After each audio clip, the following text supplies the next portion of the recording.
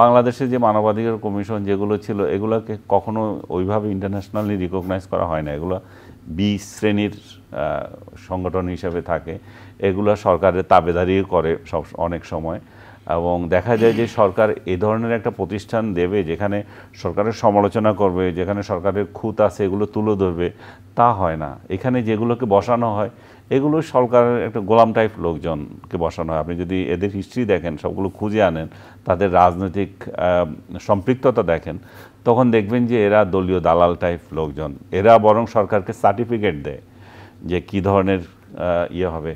তো আমি দেখতে পাচ্ছি যে আপনি অনুষ্ঠানের শুরুতে বলছিলেন যে বাংলাদেশে এখন জাতিসংঘের মানবাধিকার কমিশনের কোনো অফিস করতে যাচ্ছে। জি, উপদেষ্টা পরিষদে একটা সমঝোতার নীতিগত সিদ্ধান্ত দিয়েছে। নীতিগত সিদ্ধান্ত হচ্ছে বাংলাদেশ অফিস করতে দেবে 3 বছরের জন্য। হ্যাঁ, 3 বছরের জন্য।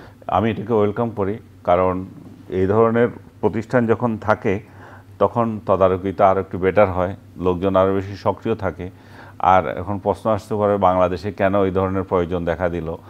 দেখেন, এটা যদি আর সহজভাবে বোঝানো যায়, র মেটেরিয়ালস যেখানে থাকে সেখানে ইন্ডাস্ট্রি হয়। তো এখানেও তাই, এখানে যে ঘটনা ঘটছে বলেই প্রয়োজন আছে বলেই এখানে এই ধরনের জাতিসংঘ প্রতিষ্ঠান এখানে দরকার হয়ে পড়েছে। সব দেশে তো আর এইভাবে দরকার হয় না।